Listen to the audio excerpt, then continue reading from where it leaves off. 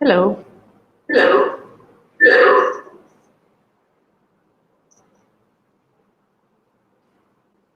Hi, everyone. I hope we are all on.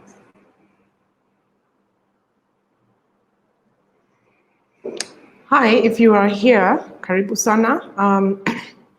You can just say hi on the chat and let's see who's here. You could tell us who you are and what your name is if you are already online.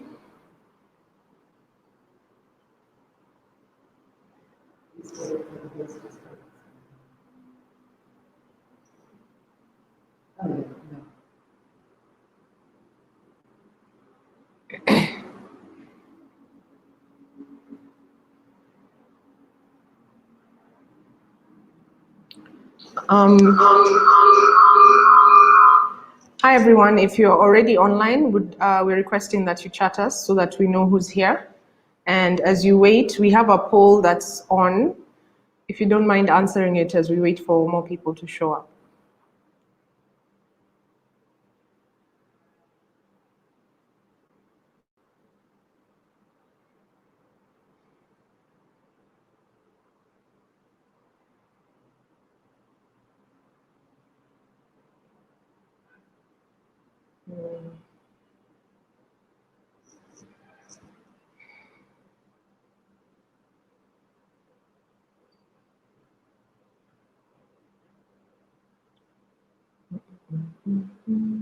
Okay. Barbara is typing.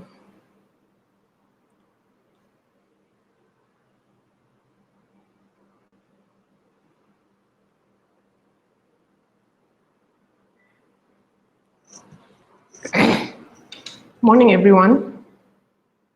I can see some people are online. Karibu sana. Thanks for making time to do this. We should take 1 hour. It won't be very long. And so we're asking that you chat us on the chat so that Angela and I can see who's here. And then while you're here, could you take the poll that's there so that we can get a gauge of some ideas of what we're going to talk about and who's in the room. Thank you, Barbara. Yes, Nairobi is sunny. Thank you very much. Right. All right. I guess we'll just start as people come in and answer the poll. Allow me to introduce our speaker today. Her name is Angela Njehia, and she's the director and co-founder of Tierranjani Africa. And we could all ask what that means, it's a very interesting name. So please do query her on what the name means. She has over 20 years experience in sustainable tourism operations and has been working in Nairobi and Kenya. Her expertise in sustainable tourism, product development, business strategy, and marketing. We've written a beautiful article on her on our website, and I'll share the link so that you can get to know more about her. But so in the interest also of time, and because this topic is quite deep, we were having a pre-meeting before the workshop, and there are many things that we do need to get discussed. I'll allow Angela to take over. Thank you. Thanks, Wambui.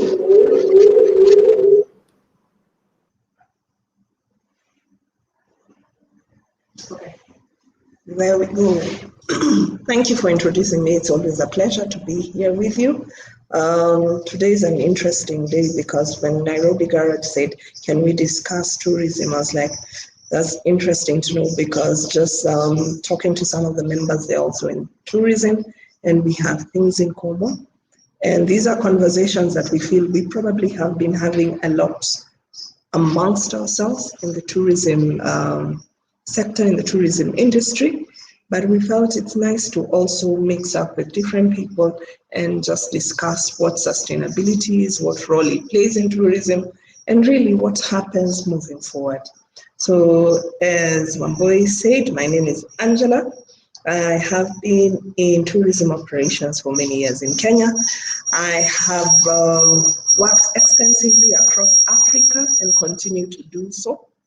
I think sustainability is more of a passion. Yeah, for me, I keep saying now it runs beyond my DNA. It's become a lifestyle, something that I feel that each one of us can embrace and share.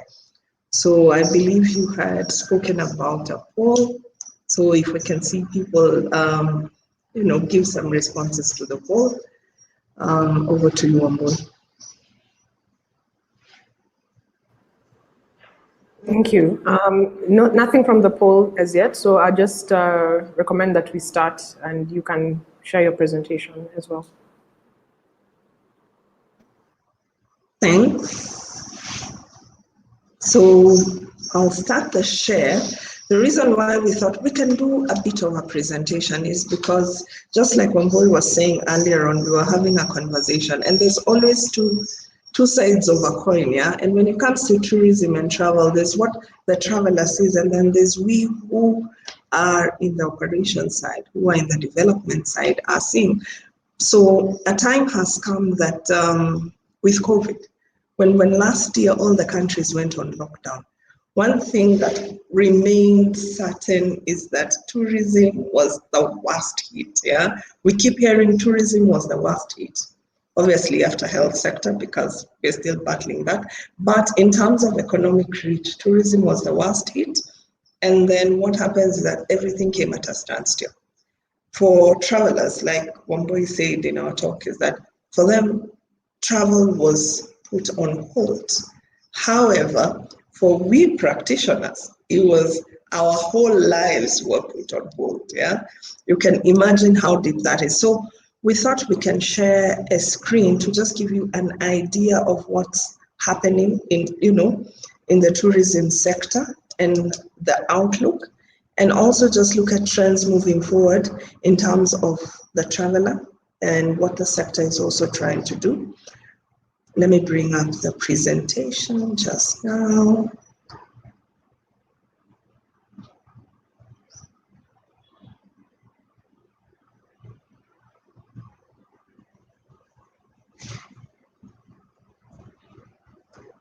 Can you see my screen?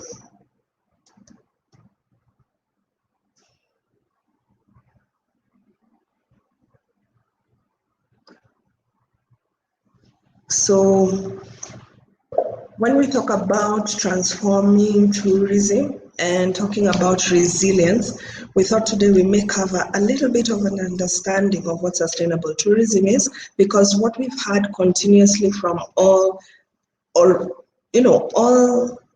organizations, all development agencies, is that sustainability will be key for tourism.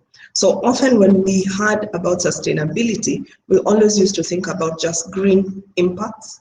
Yeah, we used to think about plastic pollution before we were talking about climate action, not as much, but we were talking about it. But we never also used to think about the people. So when we talk about sustainable tourism, we're actually talking about a balance. I want you to imagine a triangle, yeah? So where you have the people, you have the planet, and then you have the profit.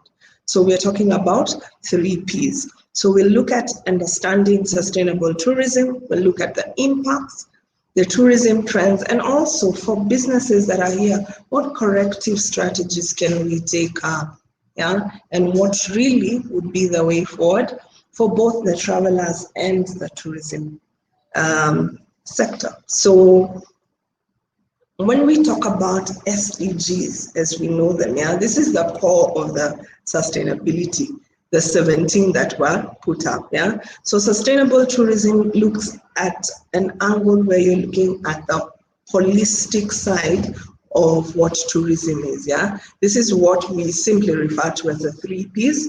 We're looking at the people, we're looking at those ones selling it to you, yeah. In terms of businesses, we're looking at your staff, your HR, your human resource. We are looking at people in terms of the local community host. You know, when you go to the Masai Mara or you go to the beach, how does tourism impact those people in those communities? And then also the third P, we are looking at the traveler, yeah, in terms of ethics, in terms of what is right and what is wrong when you visit these destinations. Then again, we talk about the second P, which is the planet, the environment. And I think this is the one we mostly talk about when we think sustainability. We talk about environmental degradation. How do you manage it? How do you reduce negative impacts, reduction of plastic, single-use plastics, or it can even be waste management. All this is covered in environmental management, which is the 3 Ps, which is covered by the planet, yeah? And then there's the third P, which we keep talking about, yeah, which is profit. Now, most of the times people assume that if you're talking about sustainability, then that P, yeah, for profit is something you're just going to be charitable, yeah, just work for the sake of doing good, or like we used to call them the tree huggers, yeah. So in real sense, what we are saying is that the economic sense is important for all those stakeholders we were talking about. So it actually becomes, when you do good, you actually earn as well as part of the impact. So basically, sustainability in tourism represents a journey of continuous impacts and alternatives, which results to a balance, yeah? So it's about quality in tourism, not just the quantities, yeah? So we're not just talking about statistics. How many arrivals did we get at the airport? How many bed nights did we sell? No, we're actually talking about the quality. What was the impact of this traveler coming to this destination? What was the impact received on the other end by the local community host? What role did they play? Yeah, so that is what sustainability refers to tourism. I like to share this because this gives you an angle of what we're talking about. So we're saying sustainable tourism is looking at the society, it's looking at the environment, it's looking at the economy, the culture as well, yeah? And in between, you can see the pattern, yeah? The sustainable development, the key elements, that is where Tierranjani comes into play. Because our job is to make sure that all these players actually connect, because sustainability, again, is about systemic change, yeah? It's not just one, how do I say it? It's not just one entity. I can't say one company has become sustainable. You have a tour operator, the tour operator works with the airlines, the tour operator works with hotels, the tour operator works with different destination managers, it works with different boats. So it's a whole system, yeah? And you can see that in this is how we talk about it. So let's come back to what the scenario looks like now, yeah? So last year, everything came to a standstill, yeah? Most people were complaining about, I'm stuck in a destination, I have lost, I have not received my refunds. And the people who practice tourism or who run it in the operation were talking about our livelihoods have stopped. So when we look at the figures, yeah, so tourism is one of the world's major economic sectors. It's the third largest export category, yeah, as accounted for in 2019, 7% of global trade. Now, we basically shut down the third largest export category, yeah? Think about that. And this is not just Kenya alone or East Africa, this is globally. For the countries, for some countries, it can represent over 20% of their GDP, which then means the impact in terms of that P, the third one we were talking about, yeah, about profit, the economies were seriously hurt. Export revenues from tourism are estimated to fall from $910 billion, get that, yeah? Between that to $1.2 trillion. So that basically means that so many jobs have been lost, so many livelihoods have been affected, and it just gets worse, yeah? Because of what's been going on. But as a reaction, yeah, human beings are put in a situation where you react, yeah? So what happened is that as a reaction, the traveler behavior started to change. Yeah, I think nowadays most travelers, let me say, most travelers will be thinking of, how do I plan my trip? The first thing we always ask is about health. Will I be safe? What are the rules expected there? Yeah, so when we look at that, yeah, then we start to see that there are trends emerging. Yeah, so when we move into the trends, when we move into the trends, sorry, just a moment. When we move into the trends, traveler preferences and behaviors have shifted. That is trend number one. And like I said, people want to be trusted. For the last couple of months, I've spoken to, I think I have done almost 3 to 4 webinars per week. And through mentoring and coaching different tourism businesses and tourism enterprises, one thing that has remained certain is that our biggest competitor is no longer, a tour operator next door or the hotel next door. Is actually fear. How do we convince the traveler that you're safe with us? As destinations, how do I tell people, you can come to Kenya? Let's talk about the domestic travelers. How do I convince you that my hotel is safe and you won't get COVID there? Yeah. So this has kind of shaped, these thoughts, as reactions have kind of shaped, the behaviors have shifted. Yeah. Another one that we have seen in terms of trends is that innovation and digitalization. Yeah, like I said, we've been doing, as Tierranjani, we've been doing so many webinars and trainings online. Before COVID, we'd be going out to the site. Yeah, we'd be there with the enterprises, we'd be there in the destinations. But now everything's shifted online, and we can only expect these trends to move further. So in terms of innovation and digitization, COVID is proving to be an expected catalyst in the travel and tourism sector. Quest for innovation and integration of new technologies. We have seen guys like Olpejata in Kenya design products such as the sofa safaris. Yeah, so you realize that digitalization has changed and has, it will keep changing how tourism is practiced. The third trend is obviously sustainability. COVID started in a food market. People are now more conscious. People have experienced being locked up. Yeah, we are free, yet we are stuck in some form of lockdowns in our homes, in regions. So you don't have that freeness to be out there. So people have been made conscious of all the things that we possibly never took serious. Yeah, but now we are being forced to take them into being serious. Yeah. So at this point, I want to bring in Wambui so that she can put up the second poll question. Hi everyone. It seems that the slides were not moving, but we'll send the slides to you after the event. But thank you for answering the first poll question.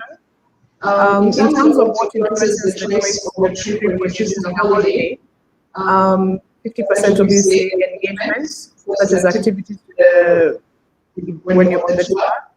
33% will use the sustainability, and only 17% of you say the cost and the price of the tour.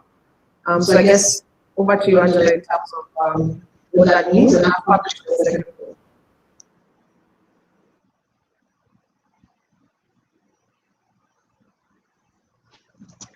Interesting results. Yeah, you say the first one.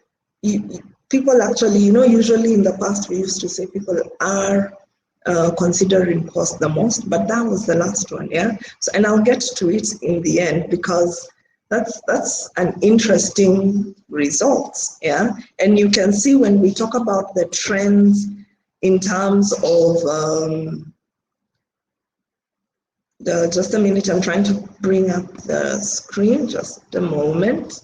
But as I'm saying, you can see the traveler trends are changing. People want to be engaged, people want those experiences, people are more conscious, people have experienced, being locked up.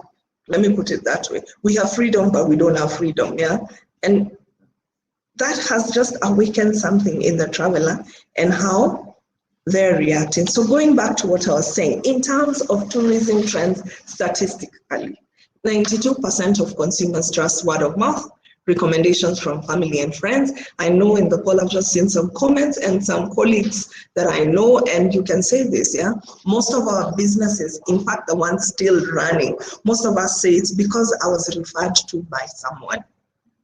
So we are going back to a point where we are starting to trust word of mouth.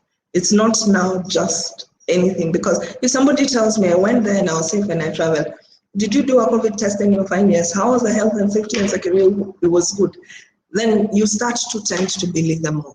Statistically, 80% of travelers fear potential quarantine as much as contracting the virus. 80%.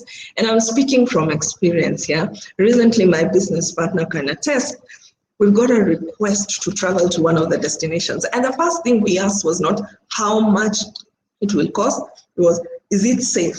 Do we need to be quarantined when we get there? And these are the same things we can expect from all travelers. And as for the travelers, we get it. So 69 of travelers cite cleanliness and health measures as a critical component of travel brands' crisis responses. 64% of travelers stated that improvements in health and cleaning of rooms and public spaces would significantly impact their decision to stay at a hotel. Meaning, if I walk into your, your reception area and I just feel I'm not safe, the first thing I'll do is do what? Walk away. And of course, I need to share statistics because we're in March, and March is the month of ladies. And I'm a female entrepreneur, so you guys know we just had to do this. In terms of statistics for women in tourism, 54% of the people employed in tourism are women, including myself. I'm part of that statistic. 39% of people employed in the broader economy are women. So you can see tourism again takes up a big chunk in terms of employing women. However, the sad bit is that women in tourism earn 14.7% less, compared to what in other economies or in other sectors that women earn.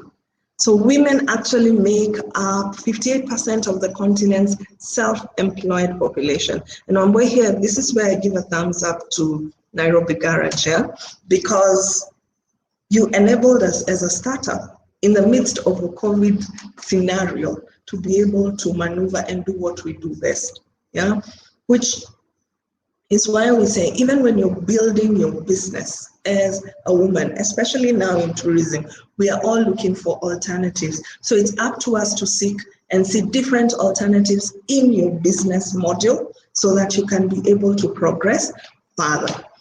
So when we go back to that sustainability in terms of where do the SDGs fit in relation to tourism, we're talking about decent work. If you look at those figures that I just shared with you, tourism provides decent work and creates employment. SDG number 12, which is my favorite, responsible consumption and production. So what COVID has done, that nerve we're talking about, the one that's telling us people want to be engaged, 50%, of the ones who've responded to the poll say. So that means we have developed a conscious group of travelers. They want to feel I've been engaged. Don't just tell me that's the lion. What can I do to conserve it? People don't want to be told this is a Maasai dance. Come on, guys, they're jumping up and down. People want to experience that dance. So when we talk about responsible consumption and production, this therefore means that we, the tourism practitioners, have a role to play here in the type of products we develop, and also how they're consumed. And why this is important, because we've always had that battle of, is it conservation, is it product development? Yeah, and those are things that we must now learn how to forge ahead, in that when we are developing products, we're also considering the consumption of those products. So practices can accelerate the global shift towards sustainability. So it is our responsibility. Yeah.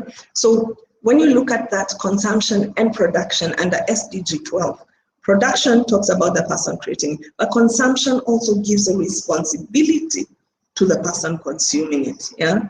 You want to be able to educate the travelers, inform your travelers in advance. You know, these are the practices, these are the do's and don'ts. I think last year when we all had, we can travel across the regions in Nairobi, out of Nairobi, we had certain scenarios of, you know, how do the domestic markets, how does the domestic market appeal? Are they appealed? Do the products we offer to them, appeal to them? Yeah. So these are questions we need to now seriously think about when we design, you know, our way forward as the tourism sector. And then there's one that's interesting: coastal and maritime tourism are tourism biggest segments. And I think we can all agree, by going by the fact that even in Kenya, the destination most visited by the locals, by the domestic travelers, is the beach. We all love the beach. We all love the beach. Yeah, that's why we always say, you know, we need to protect life below water. So it is our responsibility. We need to tell the guests, when you go with that plastic straw to the beach, this is the impact. Yeah, and that way, you know, it resonates to them. Yeah. Again, in terms of production, I'd ask, is there an alternative? So this is the kind of mindset we're looking to work with when we talk about incorporating the SDGs in your tourism for you to build that sustainable tourism. So when we talk about what has happened, we know the impacts and we understand what we are supposed to be doing. We've got to start asking ourselves as businesses, for all those guys who are listening to this and they're tourism players in one way or the other, what corrective strategies can we undertake as a tourism sector, and what values can we impact to our consumers, yeah, going by SDG 12. So I think I would highlight some of the common corrective strategies. Is number one is product diversification. And product diversification does not mean we just change the routes. Product diversification means that we critically analyze the type of products that we are selling, we are putting out there for consumption. Another key corrective strategy that we need to look at is policy development. Yeah. Have we developed frameworks for sustainability in our businesses? We need to talk about community integration, and I feel we've done a lot of talking for the last 1 year. It's time for us to actually start doing it. Yeah, we are being called to develop signature itineraries, you know, brand new products that meet different markets. Really, community, the local hosts. You cannot complete a product if they're not part of it. Yeah. Just going by the first poll that we did, you want engagement. People no longer want to be told, this is chapati and it is a meal eaten in Kenya. People want to go out there and see how that chapati is made for it to be brought on their table for them to eat. So you've got to start thinking of creative ways of making sure that everybody benefits, so that we go back to that triangle we were talking about. When we look at the crisis that hit us, every business right now, not just tourism, but everybody in the value chain should be able to have a crisis management plan. What's your plan? How do you move forward? Yeah. And like I said in the beginning, we moved from over-tourism to no tourism whatsoever.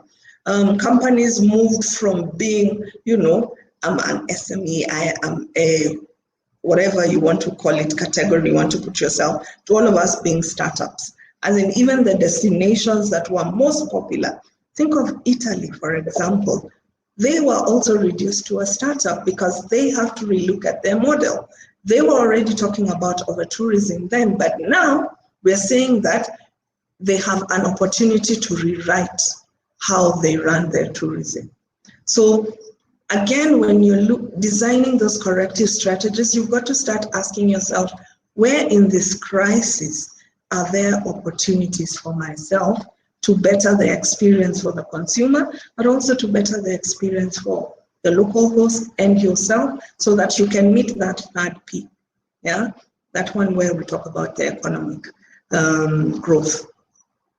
Again, we've got to talk about exclusive inclusivity, and this goes hand in hand with the communities as well, but also, like we looked at, because it's March, gender inclusivity, yeah?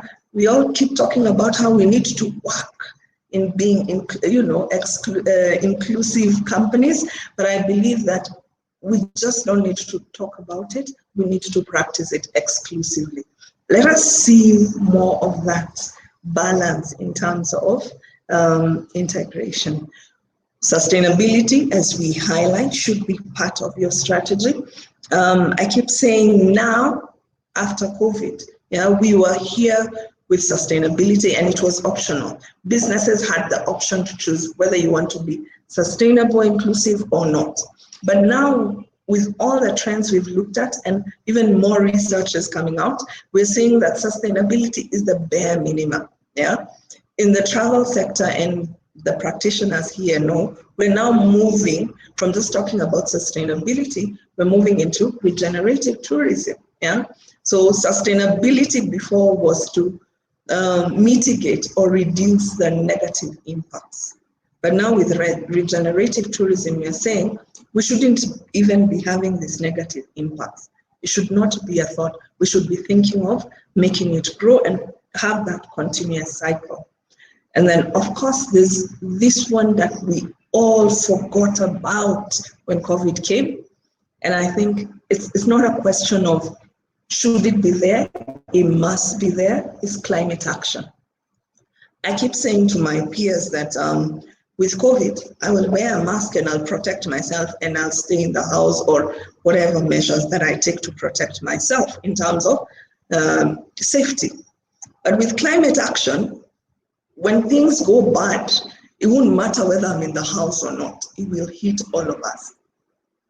And we know that we are supposed to make, responsible choices. So it's up to us to not forget that we are still in that climate emergency, and it is our responsibility to actually do something. So when you're building your performance goals, yeah, when you're building those corrective strategies, you need to develop something that is called performance goals, yeah? You need to be able to design strategies that are aligning with the SDGs, yeah?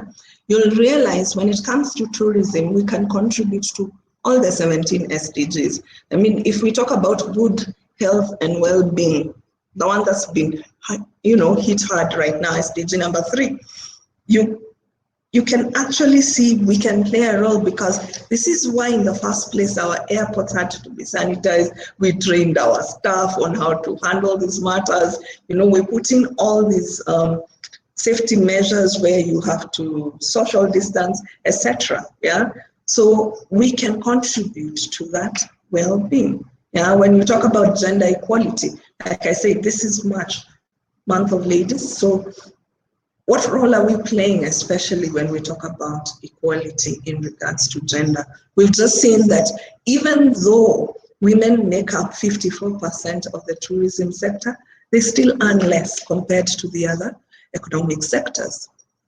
That says something. And if we are saying that this 54% were either cut off, laid off rather, from the employment, had their salaries reduced, we can only imagine the impact, yeah, that trickle down, their families, other families they support, yeah, because 54% is a huge number, it's above half, yeah. So aligning your corrective strategies with the SDG enables you to monitor and progress in which way you're moving. Yeah. So when we talk about sustainable tourism, you should be able to think even the simplest things such as the electricity that I use in my office. Is it a must I put it on, or I can just use solar? Yeah. Which SDG will I be working to achieve? You know, clean water and sanitization. So it's for you to start thinking, what can I do to make it better? Yeah? Like I said, because now sustainability is the bare minimum. So there's this up part that we're expecting you to grow. All right. So again, you've got to make very clear and concrete performance goals. Say, this is what I want to achieve, yeah, with my corrective strategy, and this is how I'll achieve it. Look at in terms of short-term, medium-term, long-term goals, and see how can I meet, you know, see the whole picture, like we keep saying it. Yeah. If I'm a traveler as well, how can I contribute by supporting companies that are doing things right? Yeah. So this is, everyone has a role to play in this sustainable tourism. Yeah. Remember SDG number 12, like I said, there's one who's producing and there's one who's consuming. So unless these two balance out and work, then it does not become sustainable. So in terms of where do we go from here? Yeah, this is something that we all are asking ourselves in the tourism sector. What's the way forward? Yeah. So number one, we've spoken about corrective strategies. You've definitely got to design a sustainable, inclusive business plan, because before we all have business plans. Yeah. And when we talk about sustainability, remember what I said. Yeah, the base. It's got to be the very basics, nothing complicated. Just consider, am I reducing my waste in terms of plastics? Yeah? Or am I taking so many trips to the coast, and as a traveler, I'm always throwing my straws? Does my mouth work without a straw? Will I still take the drink? Think of alternatives. Yeah. Then again, in terms of those producing, yeah, the players, the practitioners, integrate the whole value chain. Yeah. Remember, sustainability is systemic. So each one of us has something to play in that whole value chain. Yeah. When a traveler comes, the traveler is educated about sustainability. Let's take that as an instance. So they get to the airport, there's somebody moving them to the hotel. Then from the hotel, they'll go into the parks or the beach or whatever it is they're doing, whether it's a cultural experience. You want that whole value chain, everybody there to be able to achieve those 3 Ps, yeah? So that you're satisfying the people, you're meeting, you're not impacting the environment negatively, but also you're making a profit and you're contributing to the socioeconomic growth of the whole country. Because now if we have an uplift and everyone is fine, then it's not just you, it's not me growing myself. And the third step is to commit to inclusivity, because it's not easy to commit, but we have to, yeah? In the beginning stages, and my fellow practitioners know this, we had conversations of, will poaching come back? Will it be more? What will happen to the communities now that there's no tourism? And this is where we're saying we can't leave anyone behind. Yeah, we must learn to work with each other. And this is why I usually refer to SDG number 17, which broadly speaks about partnerships. We must learn to work with each other to actually build that sustainability. So in conclusion, I'd like you to think about this. The 7 R's of sustainability. If you're taking anything, is it recyclable?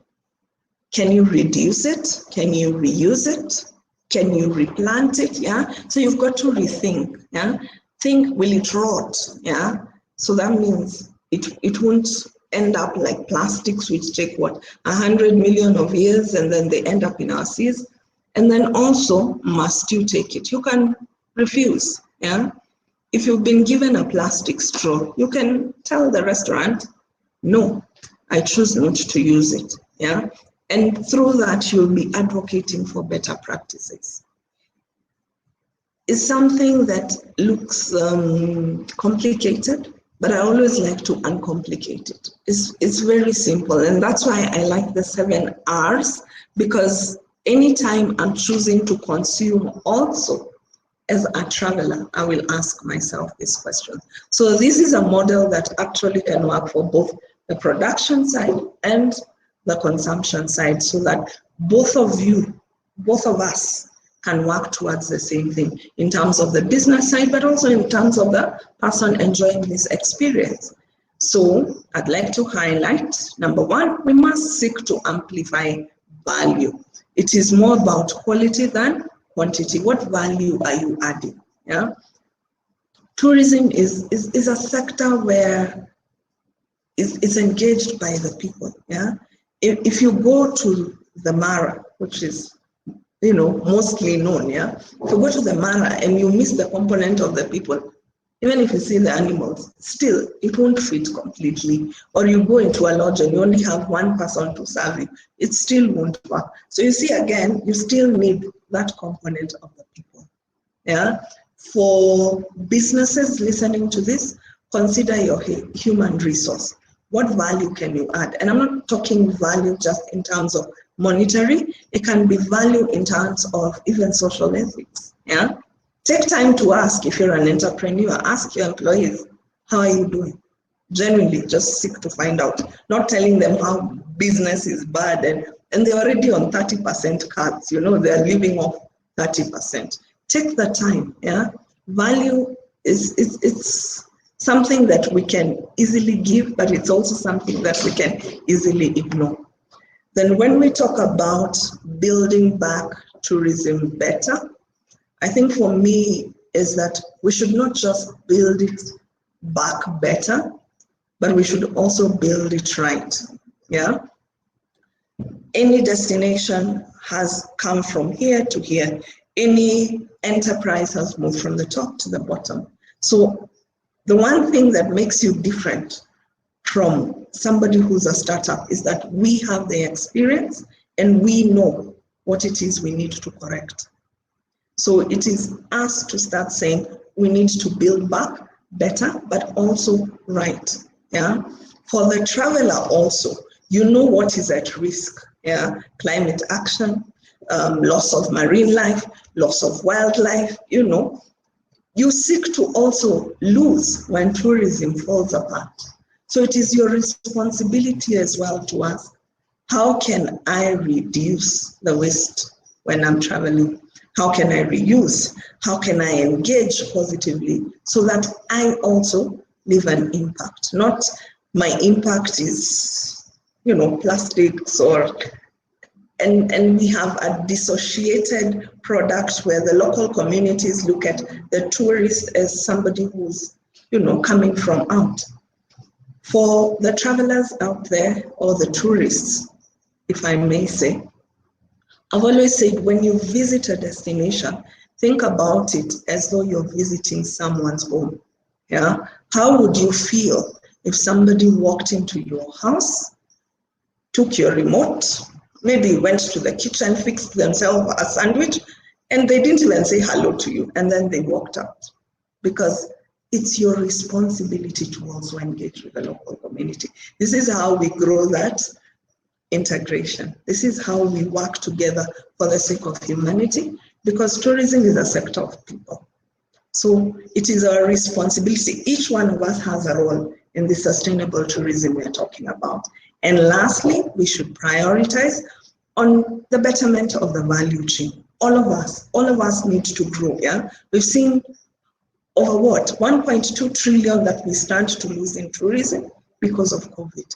So let us do it right. Yeah, let us make decisions that we feel will impact us, but also impact our environment and protect it. Yeah, don't say climate change is something for the SDGs. Let Angela and her, people in development talk about the SDGs. For me here, I want to go and experience this and that. No, consider that one day we want to keep it for the children of our children so that they see it. Yeah, I get saddened as a Kenyan knowing that I'll tell my children, we used to have that rhino, or we used to have that elephant. Yeah.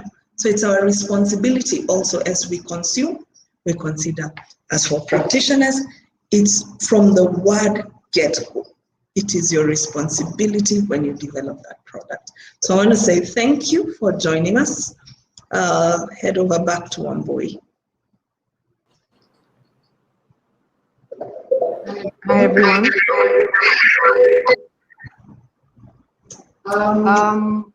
still have a poll going on. Aliraza is asking, speaking about sustainability, do you think it's the responsibility of the government or tourism board to encourage sustainable tourism more than the stakeholders? Also, since it requires a lot of awareness and education in the grassroots, how do we achieve that? I also have a question that I was asked separately. What can tourists, especially local tourists, do beyond booking tours and trips? We might not be able to book tours and trips. How else can we support the local tourism industry, the tour operators, the conservation spaces and all that?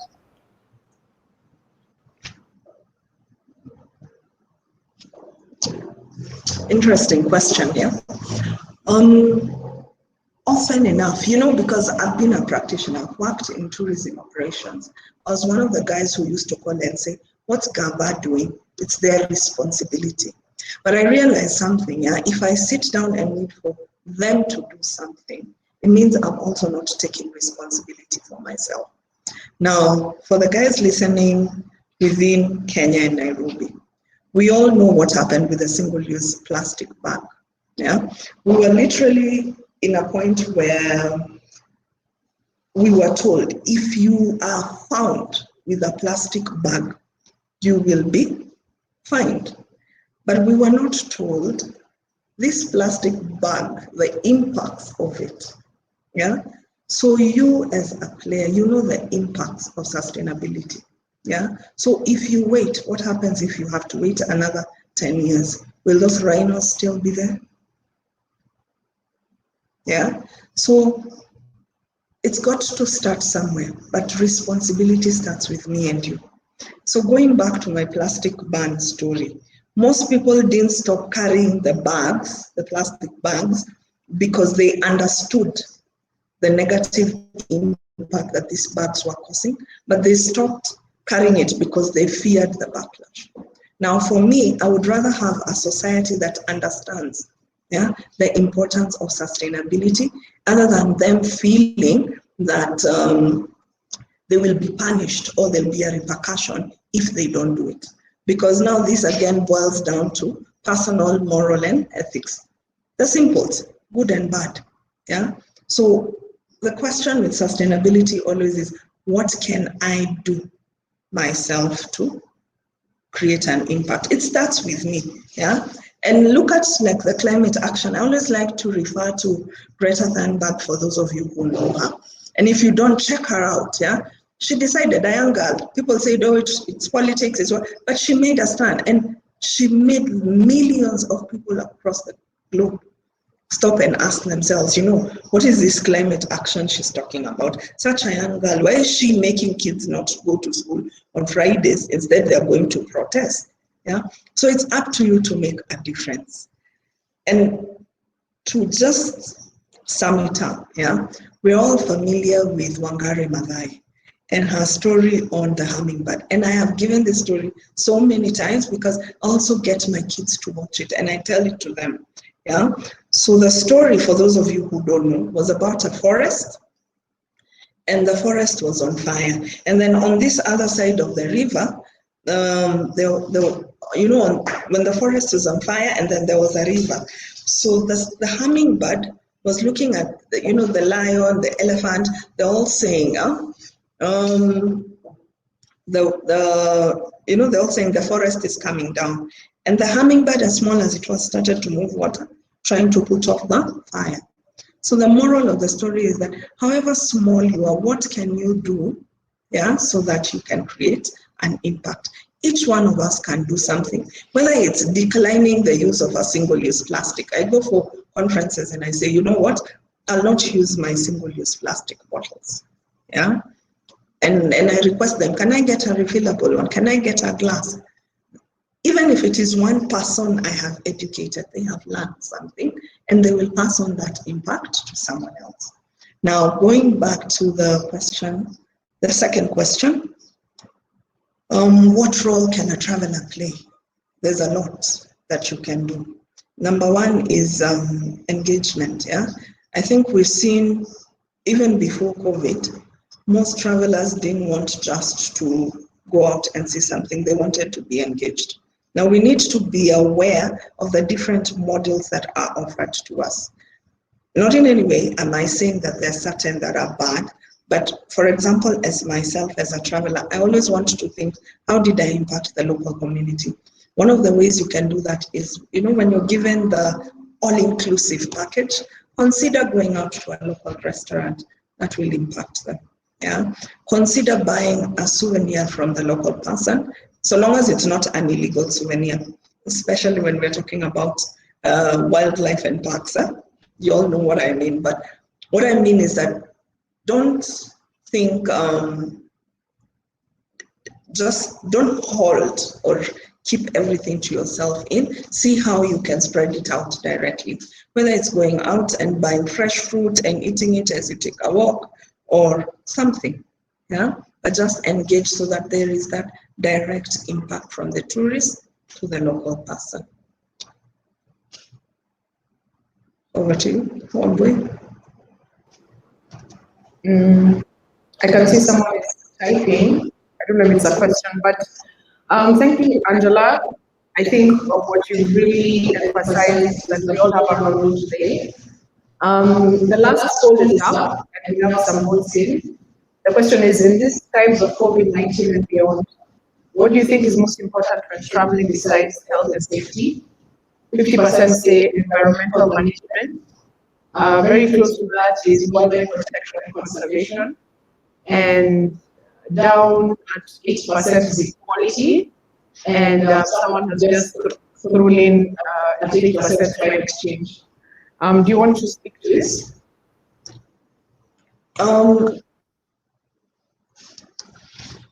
Interesting, yeah. You said the highest was environmental management, yeah, which is good because it means that people are conscious, especially about plastic, yeah. But we also need to be, actually thought climate change would go up, but interesting that people actually tend to think about environmental management, but I also think it's because there's been more awareness towards environmental management in terms of private sector and what they're doing for waste management. I know people like CAM have had different activities even before COVID to sensitize the public on plastic consumption or single-use plastics. So there are different initiatives everywhere talking about environmental management. The advantage is that this also plays into climate change. Yeah. So again, we all have a role to play. Over to you. If there are no more questions, I just want to thank each and everyone for attending, for making time.